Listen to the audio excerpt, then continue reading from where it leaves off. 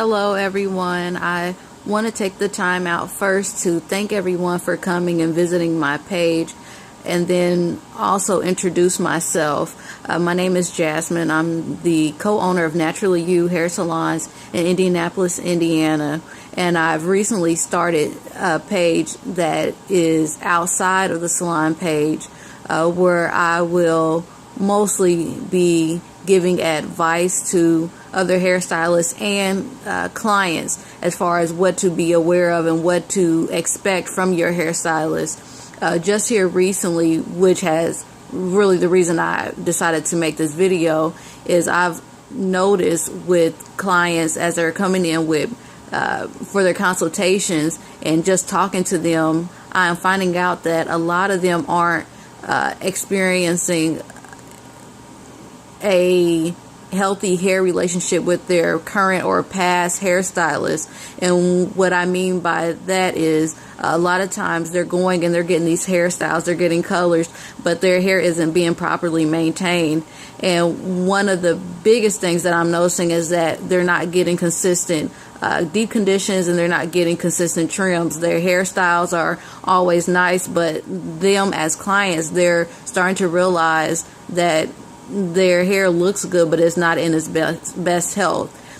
So I want to encourage us as hairstylists to make sure that we're not only giving our clients nice hairstyles, but we're also maintaining their hair health.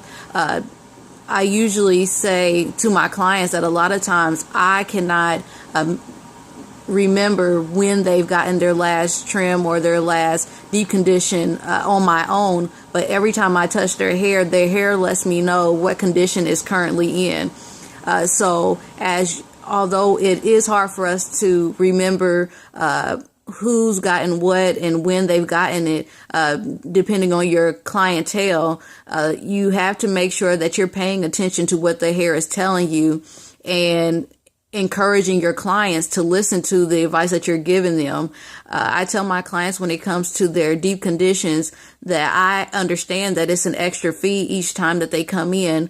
And though it is ideal to me that they get their deep conditions every month, I encourage them to at least get it every other month with me, and possibly on their off month with me, do it one at home. But as you're shampooing and conditioning their hair and giving them moisture-based products, as you're styling their hair for their twist styles and giving them protective styles, what you're using should also encourage moisture to be held into their hair. And then as far as their trims, making sure that you're paying attention to when it seems like their hair is shedding more. When they come into your chair, ask them if they've noticed anything different with their hair when they're taking it down. The ends of the hair, if it's feeling brittle, usually that's a sign that it needs to be trimmed. And then just when you're combing through, if you're noticing that it's a little harder to comb through this time than what it's been in past times, that's a good sign that the hair is needing to be trimmed.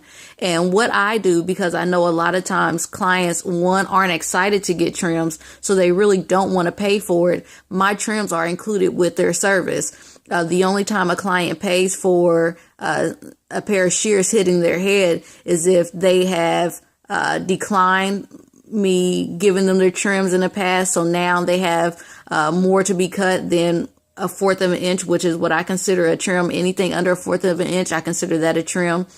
Or if I haven't seen them a while and when they come back, I'm noticing that they really need a trim, then I will end up charging them, because now it's no longer a trim. Now you need a cut. But normally if my clients come in on a consistent basis, I'm able just to trim their hair, and I don't charge them for that, because I feel like that is just as much of an essential as shampooing and conditioning their hair. I'm not necessarily saying that this is something that everyone should do or have to do. That's just something that I've decided to do. And I've noticed that by doing that, a lot of clients are more willing to get their trims on a regular basis. And a lot of my clients, if they notice that their hair was harder to take down this time because I've told them these things, they will even say to me, Jasmine, do you mind checking to see if I need a trim?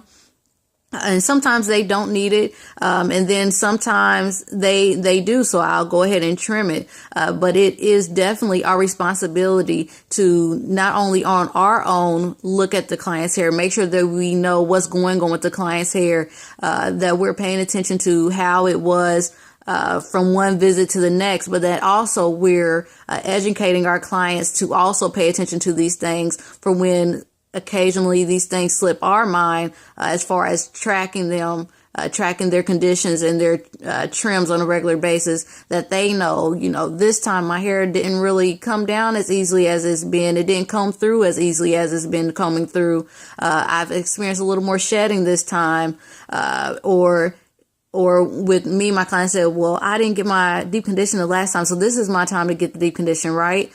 So just make sure that you're keeping open conversation with your clients, educating them as you're going along, and then make sure that you're staying on top of yourself, not getting so busy and moving the clients in and out of your chair that you forget to hold up to the integrity of the hair in your profession.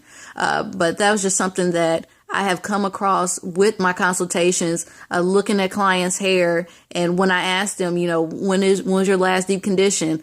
I've had people tell me that they haven't had a deep condition all year, and we are now in November. There's no way that you should be consistently going to a hairstylist and you haven't had a deep condition all year. There's no reason why it's almost the end of the year and you can't remember even getting one trim this year. Most of my clients, I trim their every 4 to 6 months, because a lot of my clients are protective style clients. So we're not manipulating the hair as much. So they're not needing the trim as often. But every client should have definitely had at least one trim this year. I personally would say probably 2 this year, but at least one, and one coming up soon. But definitely these are things that I'll be talking about as I continue on with this page, just different things that I'm noticing, things that I feel that we as stylists need to keep up with. And then also when clients and consumers come on the page, that they're also being educated and knowing what to ask their stylist to hold us accountable. But that was really all that this video was about. Again, this is my very first video, so I'm really getting used to how to talk properly on here, how to keep eye contact, etc. But as we continue on, you'll definitely see my face more often. And if you have questions or things that you would like for me to talk about, feel free to send me a message, post on here, whatever, and I will get back with you guys. Thank you again for coming and watching this video, and I hope that it was informative, and I see you again.